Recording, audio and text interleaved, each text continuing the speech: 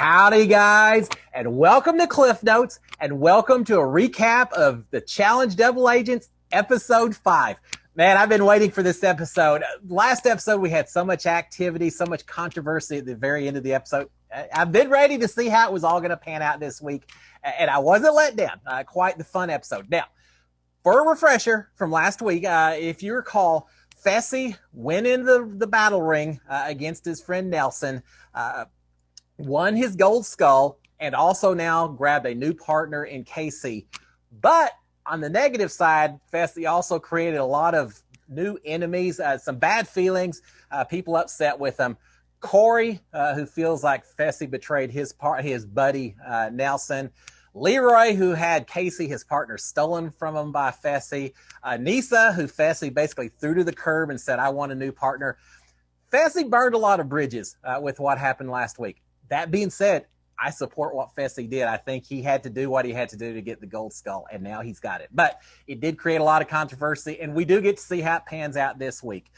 Right after, or at the beginning of this episode, we see Corey calling out Fessy.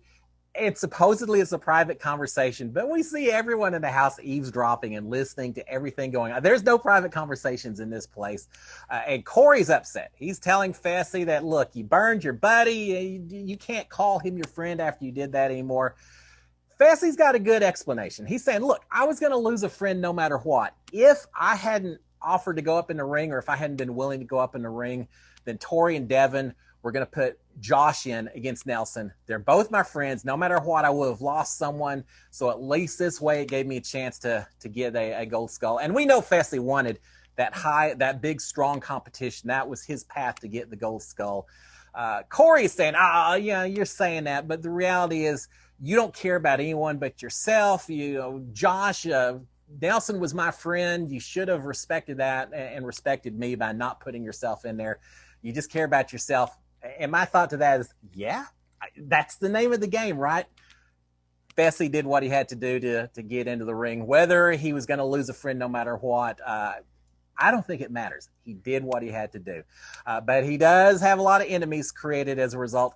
And it doesn't get any better, because now when Corey gets done, Josh being Josh, always feels like he needs to kind of step in and let his voice be heard. Josh is now yelling at Fessy saying, I wanted to get into that ring. I wanted to compete against Nelson and get that gold skull. You screwed me over. And Fessy saying, Josh, you wouldn't have done it. You would have chickened out at the last minute. You wouldn't have wanted to go in the ring and do a physical competition like that. And we all know it. That doesn't make Josh happy at all. So again, there's a lot of controversy at the beginning of this episode. And there's also some fun little strategizing. We're starting to see a new alliance form, it seems like. We've got Amber M, who last week was targeted as an easy victory. All the girls wanted to go up against her because everyone thought they could beat her. So now Amber M and some of the other the newbie girls, and also Big T and Teresa, they're all talking together and saying, they're just coming after us. It's kind of bad that they're calling us easy targets and all of that. So they're talking about, and this is, again, kind of led by Amber M, they're now starting to plot against the vet girls. And remember, this week should be a girls' elimination based on last week and everything else that we've had happen. So they're all saying, look, we've got to team up. They're just going to try to pick us off one by one, match us up against these strong women competitors. Let's team up. Let's try to make something else happen. I love it. I like seeing it. The newbies are starting to get their feet underneath them, feeling like they understand the house a little bit, and now they're going to start going against some stronger targets. We see Big T talking to CT and saying, look, if I get the chance, I want to put Tori up against Anissa. They're good friends, which we just saw last week with Fessy and Nelson. Now Big T saying, I want the same thing with the women. I want Tori and Anissa going head to head against each other. Let's get one of those strong targets out of the game. And, of course, CT said, if that's what you want, I'm fine with that, as you should be. As a guy, don't you want as many of these strong women going against each other and getting out of the game as quickly as possible? And not just from a strength standpoint, but if I'm one of these guys, I want the people out of the house that are probably the veterans that have the most understanding of the strategy, the relationships, everything else. So if I'm CT, I'm saying, Tori and Anissa, put them up together. I'm fine with that. If you want Big T, he's very much deferring to her and saying, I'll do whatever you want. CT knows how to play the game. He knows how to take care of the relationships. And we see him a little bit later talking to Lolo and also just helping her understand that he's there to support her and do what he can. So CT's doing a lot of work this week, taking care of the strategy on a week where the men probably are not going home. So we see, again, we see Amber M plotting against it. And Devin, who is Tori's partner, he loves it. Even though Tori's his partner, there's obviously no love lost between these two. Devin is more than ready to see Tori booted out of the game, kicked to the side. He only grabbed her as a way to protect himself anyway. So he's not going to do anything to help Tori out this week. And it's very obvious as we see the challenges coming up. So with that being said, the new challenge coming up. Now, when they first show the challenge, I start getting a little bit worried. I see it's freezing cold. Everyone's wearing their jackets. And I see a waterfall. I see freezing cold water. Just does not sound like the challenge that I want to do. That's the kind of challenge I would hate. Not a good combo. But it turns out it has nothing to do with freezing cold temps or water. It's actually involving heights. It was a cool challenge. Basically, everyone is partnered up. The women are standing on a ledge, basically kind of holding on to the side of a cliff that's way up above over the water and everything. The guys have to lean down and pull a rope up through a hole in this metal platform. And they have to pull, I think, 200 feet of rope up. As soon as they get 200 feet, they need to run over and grab hold of their partner's arms, their hands, help them hold on, because at some random time, TJ says that he's going to push a button. That ledge is going to drop out from underneath the women. And at that point, it's just their upper body strength, their arm strength. How long can they hold on to that ledge? And so obviously if they have the partner there holding on as well, it's going to let them last a little bit longer. Broken down into two heats, and quite the interesting challenge. It's going to be a fun one, but we get a little unexpected news, absolutely unexpected news. Before they start the competition, we hear that one agent has been, I don't know what word was, corrupted or compromised, and is going to be leaving the game. And it's Natalie. I can't believe Natalie, the only woman in the game who had won a gold skull so far. She beat Ashley in the first week. Natalie is leaving the game for unknown personal reasons.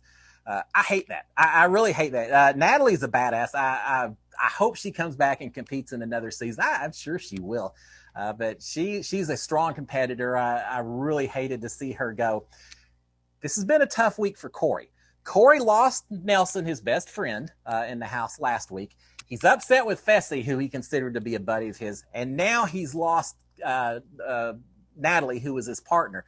So not a good week for Corey. So we lose Natalie, and I hate that. But that also has some implications for the game. Natalie was the only woman with the gold skull. Now we don't have any women with the gold skull. We're down in terms of numbers as well. So TJ always surprises in this game. TJ calls a special emergency situation, and we have a returning player back in the game. And of course, it's Ashley, who was eliminated in week 1. $1 Million Ashley is back in the game. She's ready to play. She's upset that she got booted out as early as she did. So she is back in the game, replacing Natalie. She's going to have to win a gold skull just like everyone else. There's still no women with gold skulls, but Natalie or Ashley is back in the game. So now let's get to the competition itself. It was a fun competition. We see Devin, that guy. Strategy-wise, I admire what he does. He says, hey, I don't want Tori to win. I want her to go home this week. So he's pulling the rope, but he's certainly not trying very hard. And as a result, Tori's the very first one that falls off the ledge. I think he gets the rope pulled up and over to her, but he's not really holding on that easy. He lets her. He basically says he let her go. So Tori is out of the competition. Right after that, we start seeing other people fall. It eventually comes down to of the guys holding on. Nam, Jay, and Leo are all fighting each other in that first heat, and they're trying hard. They're holding on to their partners, but eventually it's Jay and Teresa who take it. I think Jay is a beast. People underestimate them. They underestimated them last season. I think they're doing it again this time. Jay and Teresa hold on, win the first heat. So now it's just a matter of, is their time better than the winners of the second heat, which we're getting ready to find out. In heat 2, Ashley is the first to go, and that kind of surprised me. Ashley and Corey are a new team. And as much as Corey was upset last week with Fessy, Ashley wanting to be back in the game, I would think that they really would have been fighting hard, but she was out early. So I don't know if Corey just didn't have his head in the game or just something, slip or whatever. But Ashley's gone. Fessy can't hold on to Casey. I really thought that was going to be a good duo as well, but they surprised me a little bit. Casey, I think, is the second person to fall. It eventually comes down to Josh and CT are the two guys holding on to their partners at the top. Josh is trying to talk CT into letting go. CT is trying to talk Josh into letting go. Neither one gives in, but eventually Josh lets go. Is it Nami's partner? And so CT has won the competition, but more than CT and Big T have won the second heat. So now it comes down to Jay and Teresa or CT and Big T, who held on for the longest overall. And it turns out it's CT and Big T. And I got to say, I kind of like it because we already saw them plotting up a little bit. Big T's getting her feet underneath her. She's ready to make some moves. Now we get to see if it's actually going to come into play. And with that being said, can I tell you how much I would love to see a matchup of Tori versus maybe not Anissa, but actually versus Ashley. If the newbies want to go after some strong vet women that are strategic players and strong competitive players, I'd love to see the two of them going up, Tori and Ashley against each other. Not sure it's going to happen, but that would have been my preference at this point in time. Now, as I said, if I'm a guy, there's some talk during a house meeting about, the powerful women versus the newbie women that maybe don't understand as much everything. Again, if I'm one of the guys, I think I want out the door the women who are the most strategic and the most competitive players, which tends to be the vets themselves. And so that's how I personally would have voted when I went in to cast my vote. But as we find out, as we see once Big T and CT get into the private bunker, we see that the people who have been voted into the elimination ring this week are Anissa and Leroy. And not just voted in, but it seems like a large majority. I want to say 15 or so of the people in the house all voted to send them in. So it was a pretty dominant majority that are sending these two into the house, and basically Anissa is who they want to put up. And now it sounds like Big T and CT are considering putting Lolo up against Anissa. Lolo is such an athlete. If I was Lolo, I really would have been pushing to get put in against Anissa, thinking this is a good chance that maybe she could get her gold skull as well.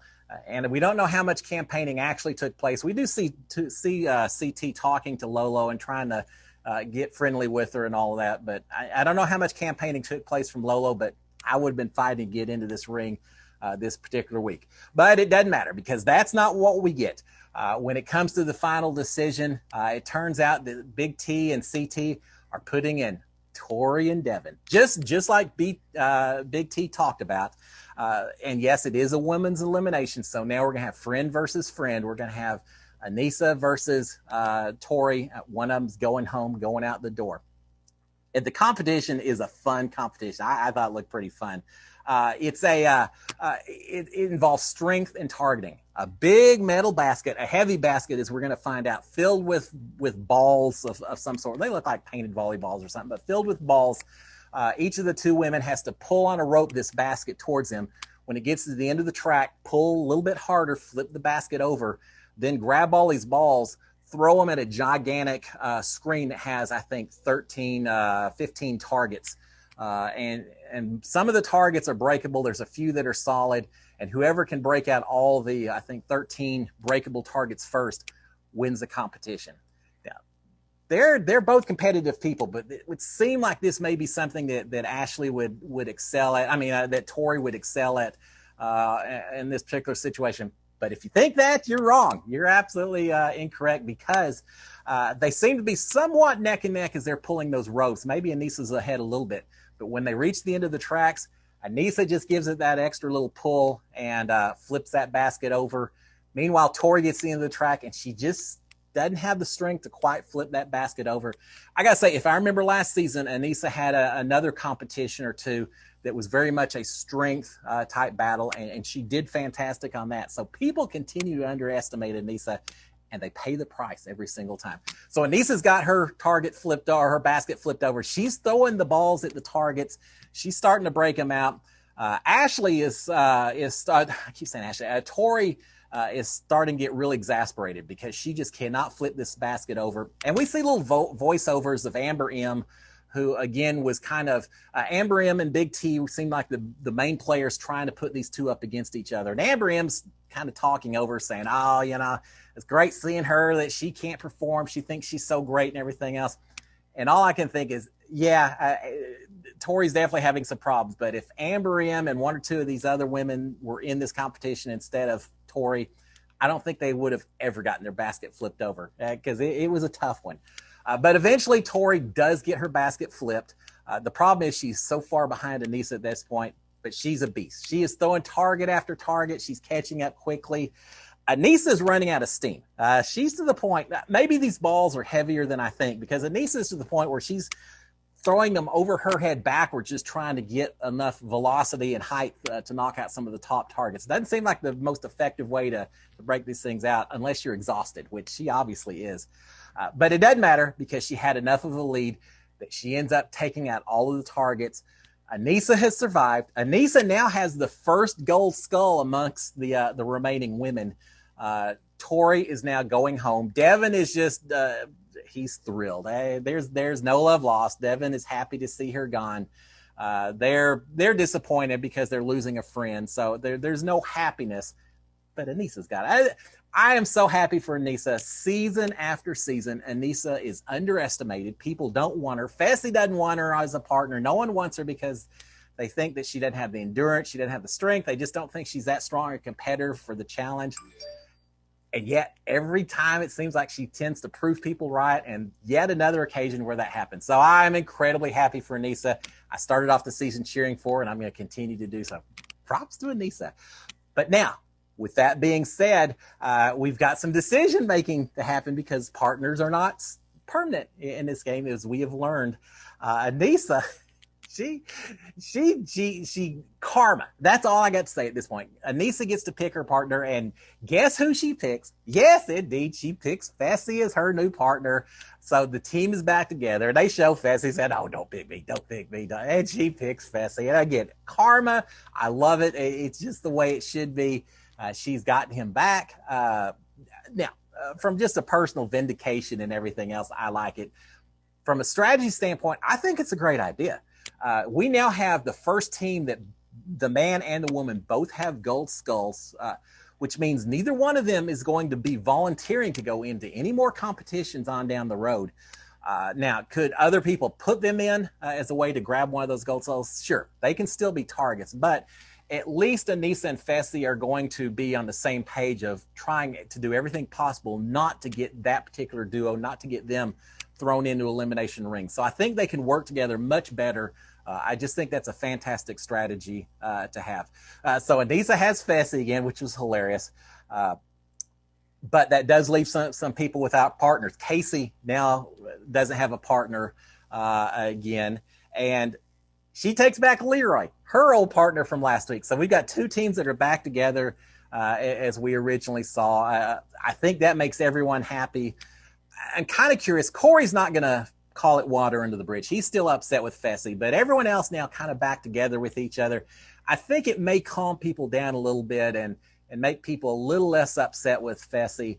Next week is going to be a men's elimination. I don't think anyone's going to go out of their way to target Fessy necessarily, but we'll see. As I say that, I think if Corey has control, I think he'll do everything he can to potentially put Fessy in the ring. But Corey better be more concerned about making sure he gets his own gold skull rather than trying to get someone out of the game that he's a little bit upset with. But we'll see how that works out next week. So Casey is now taking Leroy. We've got one person left. Devin, who was happy to see his partner gone, is now alone until next week. And so next week we'll have a man's elimination. Devin's not up for it. He already has his gold skull as well. He'll pick up whatever partner probably of the person who's eliminated. We'll find out next week. So there you have it, guys. An exciting episode. Returning player that we didn't expect to see back. another gold skull handed out, and we will see how it all pans out next week. Guys, y'all have a fantastic week. I'll see y'all next Thursday for episode 6, the Challenge Devil Agents. Cheers, my friends. Bye.